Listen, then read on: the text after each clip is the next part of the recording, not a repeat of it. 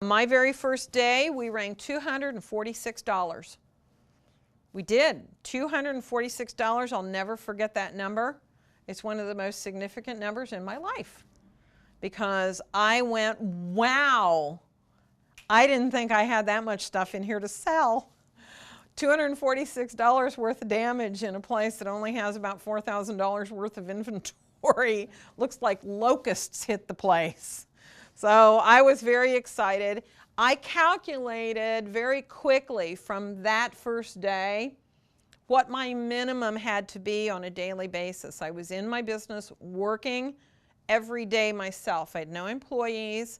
My overhead was pretty minimal.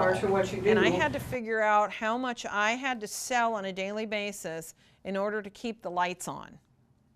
You need to know what do you absolutely have to do in order to keep the lights on. And that term is not just for the lights. That's the light, the heat, the air conditioning. You know how that goes. So I'm talking about your basics.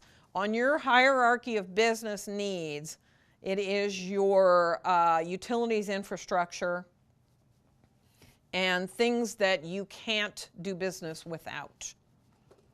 So I wasn't thinking in terms of, you know, do I pay for my internet? I didn't have internet in the store yet. Not yet.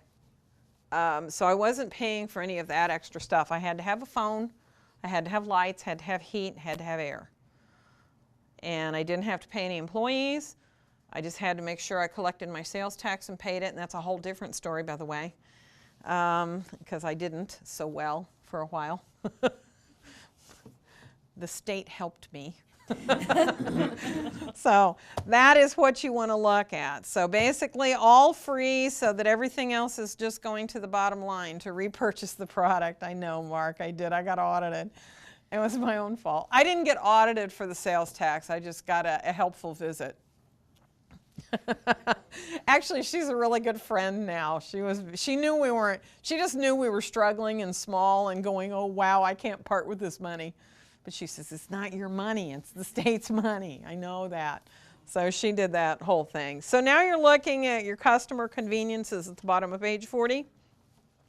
I told you about a couple of mine. We do the frequent flyer cards. And what we do, a lot of companies, a lot of places have these beautiful, slick plastic cards with the reader, you know, you slide them and they get their discounts. We don't do that. And it's kind of up to you as to how you want to do it. But we take a business card and we handwrite it individually. We say, you know, we appreciate so much that you've been loyal for so long. So keep this with you. I'm going to go ahead and sign my name on the back of this, and it's going to show that you have a standing 10% discount in here. So now they have a handwritten, which for our place suits us because we're a little more rustic, a little more laid back over there, a little more DIY. So we take the back of the card and it says 10% off all discountable, which means that if we were already in the 60% off clearance bin, we're not going to take another 10. But 10% off all discountable items, thank you, JM. Or Diana has authority to release those as well. Now, so people then keep this in your wallet because you might be here sometime and I'm not here, and the person who is here might not know that you have the standing discount, so you just show this. We also have a thing called a kitty club because we got 2 cats in the store. We figured we might as well play off of that. We found this cute little stamp that's a kitty head. And we got an ink pad and we created little cards called kitty cards. And when somebody who is a regular comes in, we give them a blank kitty card, and for every $10 they spend that is not including tax, they get a kitty head. Once they have 15 kitty heads on their card, we turn it over on the back and write $10. $10 credit. And they bring it in, they use it like cash. So we hand them a $10 bill. Basically, they spend $150, not including sales tax. We hand them $10. And it keeps them returning. There are people who hoard kitty cards. They'll get a bunch of kitty cards in and end up with like 5 of them and go on a spending spree. in the store. Our average transaction is $27.96. We calculate this on a routine basis. Our average individual transaction is $27.96.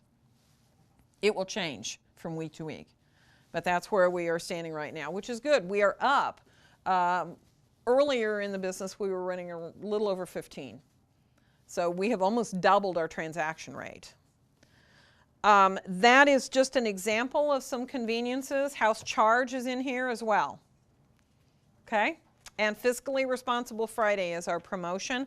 And we post 3 months at a time on the Fiscal Friday promotion, and we give flyers to people so they know what's coming up on sale.